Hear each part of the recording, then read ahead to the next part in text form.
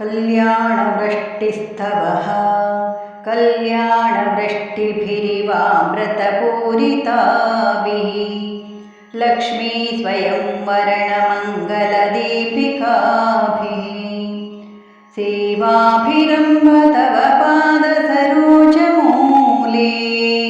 नाकारि किं मनसि भाग्यवतां जनानाम्।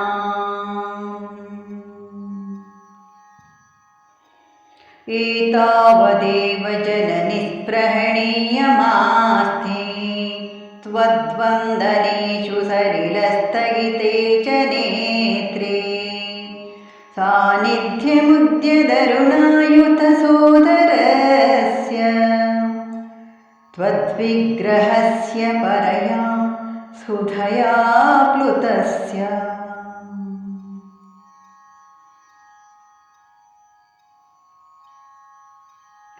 ईशत्वनाम खलु शाकतिवा न सन्ति ब्रह्मादयः प्रतिभवं प्रलयाभिभूताः एकस्यैव जननी स्थिरसिद्धिरास्ते यः पादयोस्तव सकृत्प्रणतिं करोति।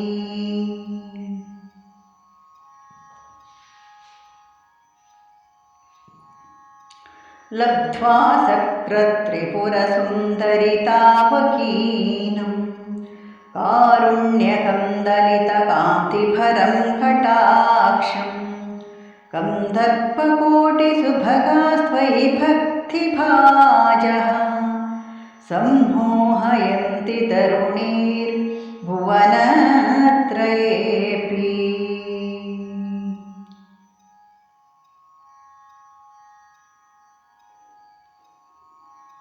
ह्रीङ्कारमेव तव नाम गृह्णन्ति वेदा मातस्त्रिकोणनिलये त्रिपुरे त्रिनेत्रे त्वत्संस्मृतौ यमभटाभिभवं विहाय दीव्यन्ति नन्दनवने सह लोकपालैः।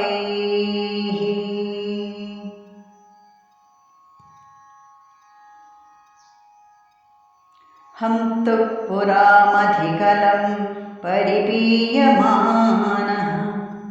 क्रूरः कथं न भविता करलस्य वेगः नाश्वासनाय यदि मातरिदं तवार्थं देहस्य शश्वतमृताप्लुतशीतलस्य।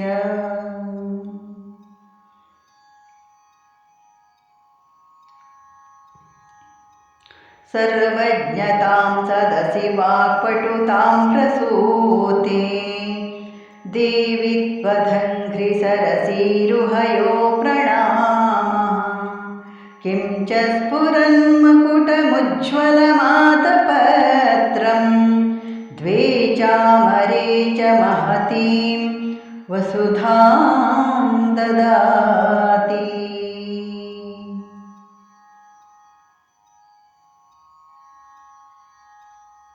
कल्पद्रुमैरभिमतप्रतिपादनेषु कारुण्यवारिधिभिरम्ब भवत्कटाक्षैः आलोकयत् त्रिपुरसुन्दरिमामनाथं त्वय्यैव भक्तिभरितं त्वयि भक्ततृष्णम्।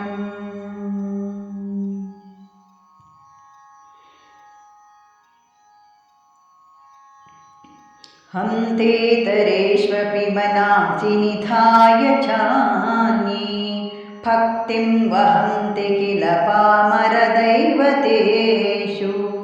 त्वामेव देवि मनसा समनुस्मरामि त्वामेव नौमि शरणं जननि त्वमेव।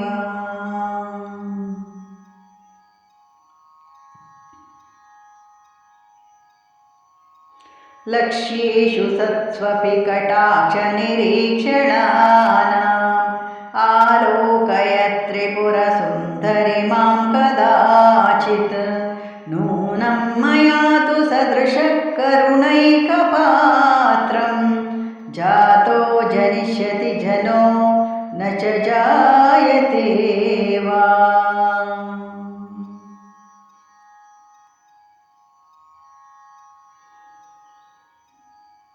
ह्रीं ह्रीमिति प्रतिदिनं जपतां तवाख्यां किं नाम दुर्लभमिह त्रिपुराधिवासे। मालाकिरीटमदवारणमाननीया तां सेवते वसुमती स्वयमेव लक्ष्मी।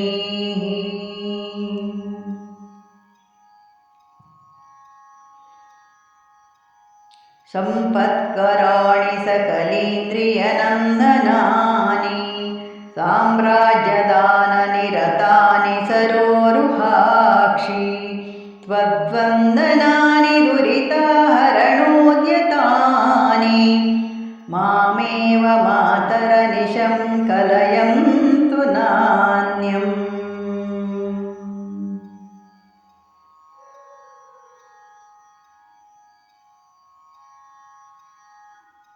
कल्पोपसंहृतिषु कल्पितताण्डवस्य देवस्य खण्डपरशोपरभैरवस्य पाशाङ्कुशैक्षवशरासनपुष्पबाणा सा साक्षिणी विजयते तव मूर्तिरेका।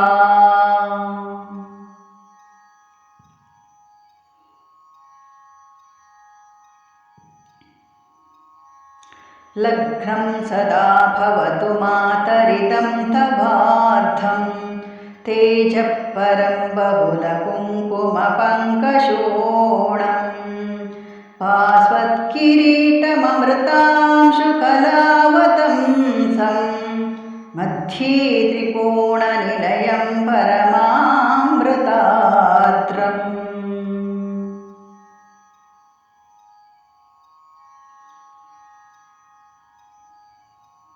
ह्रीङ्कारमेव तव नाम तदेव रूपं त्वन्नाम दुर्लभमिह त्रिपुरे गृह्णन्ति।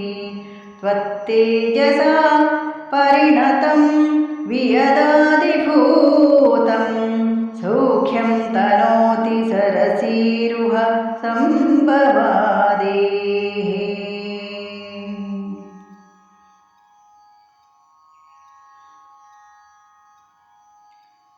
ह्रीङ्कारत्रयसम्पुटेन महता मन्त्रेण सन्दीपितं स्तोत्रं ह्यप्रतिवासरं तव पुरो मातर्जपेन्मन्त्रवित् तस्य क्षोणिभुजो भवन्ति वशगा लक्ष्मी शिरस्थायिनी वाणी निर्मलसूक्तिभारभरिता जागर्ति दीर्घं वयः।